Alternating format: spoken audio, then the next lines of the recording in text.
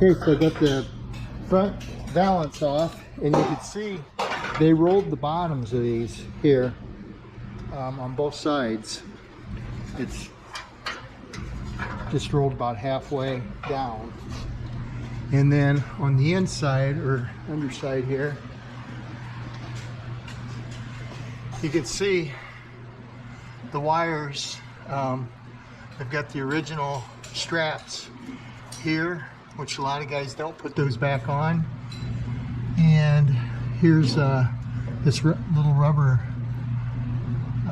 I think it's just basically to keep these two pieces, this piece and this piece, from touching and squeaking. So a lot of times those are missing.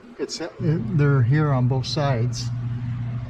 You can see I pulled the splash guard out, and you can see up in there water was laying, and that's rusted up pretty bad on the bottom side. On the other side, we kind of have the same thing. Not quite as bad, but it looks like there was a mouse had his nest in there, so that's never good for it. Again, we got the strap here. That's correct.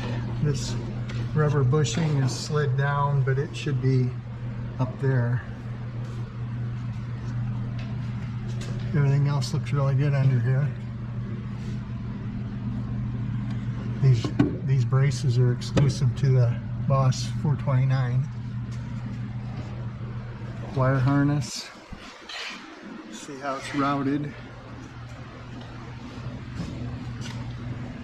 Through and up. Okay, I'm going to take the bumper off. That's a little different right here. These two straps are mounted on top, and I'm sure it's because of this oil cooler bracket there. So you cleaning those up? Yeah. Does it peel off really easy or what? Mm-hmm. You're getting your hands dirty again. Huh? Can't use the gloves and do that job. You soak them in lacquer thinner all night and they're coming loose. We can buy new ones, so don't spend a whole lot of time, but you're getting them pretty good there. What do you think? Yeah, I think they'd go still. We can reuse them. They look pretty good. Mm-hmm. Okay, so I've got this bumper loose. You want to help me? Mm-hmm. Second. I've got the valance off, and now we're going to take the bumper off, and we'll take this all off in one assembly. Jonas, come here. I want to show you something. So there's two bolts on each side, and this bracket, everything, the bumper's all on the brackets, so we're going to take the entire thing off at one time. I want to show you the way these straps work here. Come around and hold the camera. So that you see how these are. It looks like a zip tie, doesn't it? Yeah, it does. So how would you normally cut or take that off? Would you just cut it off? Well, you can take a knife up in there and try to make it so. But see, these are made so when you pinch this together, you slide that forward. See that? You slide this little square thing forward, and it. Not yet. See how that works? Mm-hmm. Comes right out of there. Slide it forward, because when you pull on it, it locks. It's kind of a cool little strap that they used back then. See how that works? mm-hmm. It goes in there. It's like a zip tie. But this piece moves back and forth. It locks it in place. So when it's down, you can get it in there. See? And then when you pull on it, it locks it. I see. Huh? Yeah, I see it. Yeah. So that's kind of neat. We're going to save those. Save both of them. We took them off each side. Now we'll go ahead and take these bolts out, set the bumper on the ground, and I'll be ready to start taking the fenders off. Okay, so I got the grill off and stone guard off here, and all the lights out, now is, after I pulled the lights out, I noticed that this is primed on the back side. Same with there's primer on here. And you look on the other side and it's painted, which it should be. And this is all painted as well. One of the things that I noticed when I met with Mark originally is I felt like this quarter panel, or this fender right on the corner here, the shape of it was not correct. You can see it's not flat. See that? Oh, yeah, it's got a little bubble. Yeah, it's got a little bubble right here, puckered out. And if you compare it to this side over here, Jonas, see how smooth that?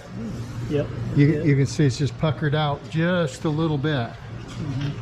And so I mentioned to Mark that I felt like maybe something happened to this fender at one point.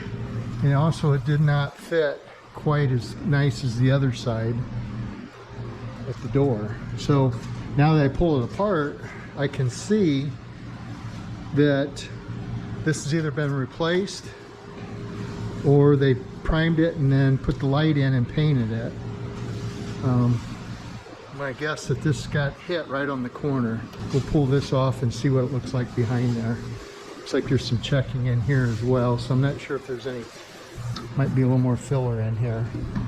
As I said before, it looks like this got hit. It's puckered up right here. And as you can see, you can look at this and see there's been some work done to it right here. It should be a nice crisp line like that, but it's got crunched in right here. Not too bad. So we'll have to straighten that out. Time to take the fender off. We got everything. Get all the bolts out.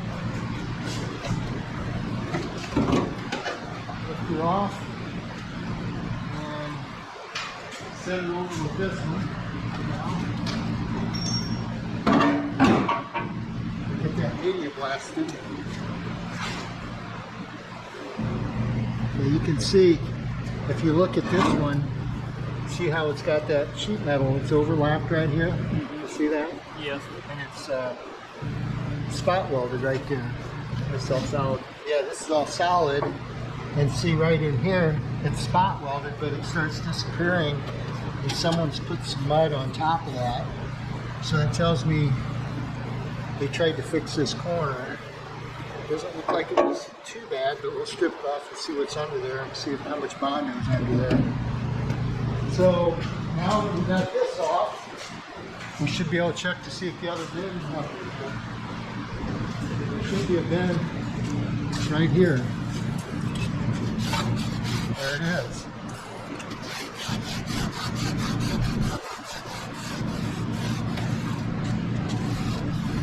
Okay, so what's that number supposed to read, Jonas, remember?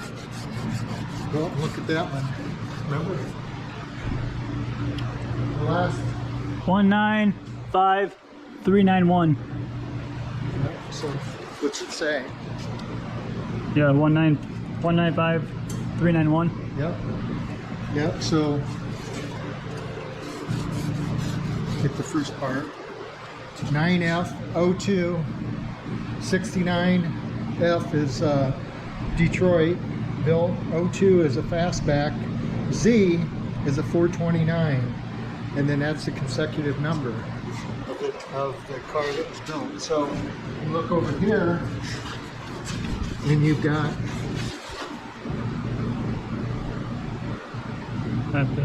yeah. Does it say that? It just says that, yeah, the 9F02. 9F02 1953991. Yeah.